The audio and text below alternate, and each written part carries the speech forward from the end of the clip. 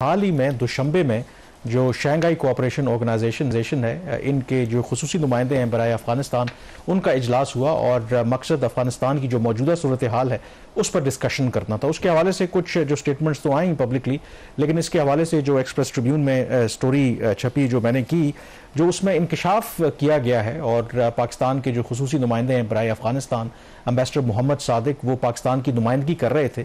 तो उस बंद कमरा इजलास में उन्होंने इंकशाफ किया कि हालिया जो दहशतगर्दी के पाकिस्तान में वाकयात हुए हैं, तो जो वाकयात हुए हैं उसमें 70% जो दहशतगर्द थे उनका ताल्लुक अफगानिस्तान से था, यानी कि वो अफगान नेशनल थे। और ये बहुत एक अलार्मिंग फिगर था क्योंकि टीटीपी बहुत अरसे से एक्टिव है और उसमें माजी में भी ऐसे शवाहिद मिलते रहे हैं कि उसमें पाकिस्तानी भी हैं, बाकी नेशनैलिटीज़ खास करके अफगान नेशनल भी शामिल हैं।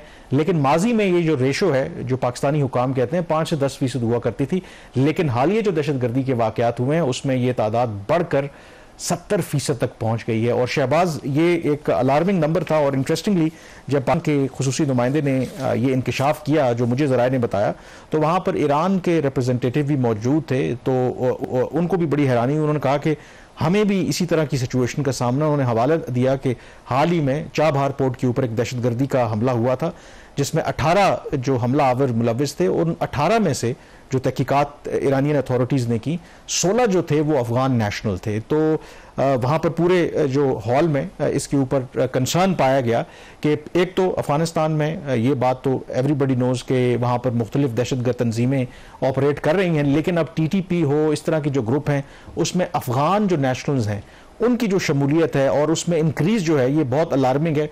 उसकी दो वजूहत हो सकती हैं। एक के या तो जो अफगान तालिबान की हुकूमत है खुद इंकरेज करती है, दूसरा कि वहाँ पर जो हम पहले ब्रेक से पहले जिक्र कर रहे थे गुर्बत का और बाकी मामलों, अफगानिस्तान पिछले 40-50 साल से हालत जंग में है, वहाँ पर रोज़गार नहीं है। तो शायद लगता ये है क्योंकि इन दहशतगर्द ग्रोहों के पास पैसा भी होता है, माहाना तनख्वाहें भी देते हैं, अदरवाइज रिवॉर्ड भी देते हैं।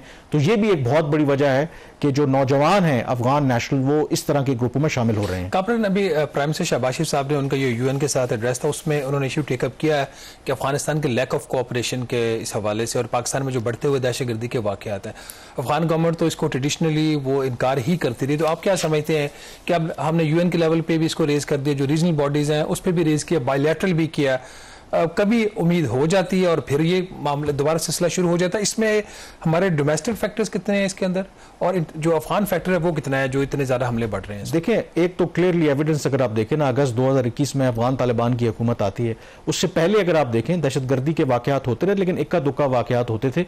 काफी हद तक हमने दहशतगर्दी के ऊपर काबू पा लिया था। लेकिन जैसे ही अफगान तालिबान दोबारा इक़्तिदार में आते हैं, हमारी तो पहले तवक्को थी कि जी अब तो बिल्कुल सिक्योरिटी सिचुएशन बेहतर हो जाएगी।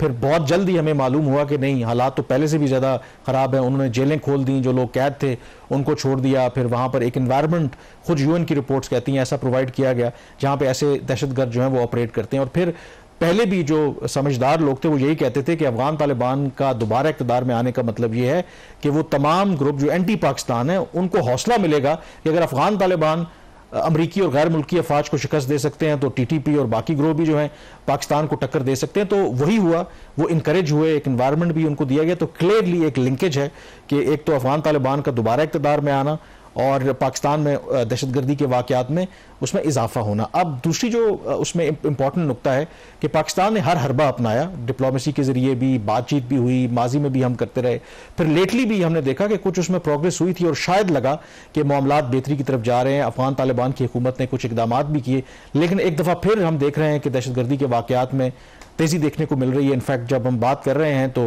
ISPR का स्टेटमेंट भी आया है कि गुज़श्ता रात ही लकी मरवत में एक बड़ा ऑपरेशन किया गया जिसमें मजीद 17 जो दहशतगर्द हैं वो मारे गए हैं। तो लेटली अगर आप देखें तो बहुत बड़ी तादाद में इनकाउंटर्स हो रहे हैं, पाकिस्तान का भी नुकसान हो रहा है और बड़ी बड़ी तश्कीलें जो हैं, ग्रुप्स वहाँ से अगर आ रहे हैं तो इसका मतलब है कि काफ़ी ज़्यादा प्रेजेंस जो है इन दहशतगर्दों की पाक अफगान बॉर्डर के ऊपर मौजूद है। तो पाकिस्तान के लिए ये दोहरा चैलेंज है, एक इंटरनली इस चीज़ को डील करना, दूसरा अफगानिस्तान को बॉर्डर के हवाले से लेकिन ना पोरस बॉर्डर, इसमें तो कोई शक वाली बात नहीं, लेकिन माजी में इसके ऊपर बाढ़ भी लगाई गई थी, उसके लिए इसकी मॉनिटरिंग बहुत ज़्यादा स्ट्रिंजेंट की गई थी। वो उसका क्या अब उसका क्या स्टेटस है? क्या बाढ़ वहां से खत्म कर दी गई है या मुकम्मल लगाई ही नहीं गई थी जो इतनी ज्यादा उसके अंदर बाढ़ तो जो पाकिस्तान में? जो बाढ़ जो हमारे जो हुकूमत हुकाम कहते हैं कि 90% उस पर काम मुकम्मल हो गया था, लेकिन वो कहते हैं कि पोरस बॉर्डर है, फिर भी कहीं ना कहीं से ये रास्ता ढूंढ लेते हैं।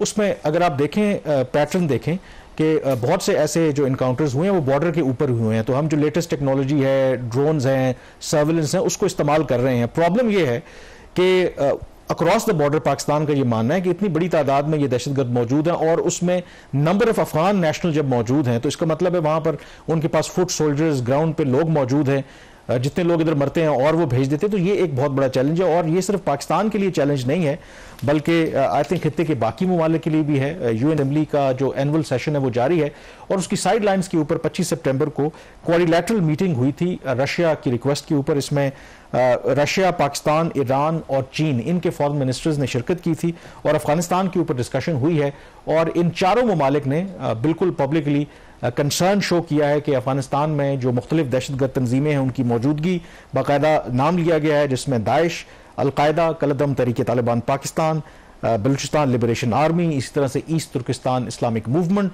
इन तमाम ग्रुपों का नाम लिया गया है और अफगान तालिबान की हुकूमत पर जोर दिया गया है कि वो डिसाइसिव और वेरीफाइबल कार्रवाइयां करे।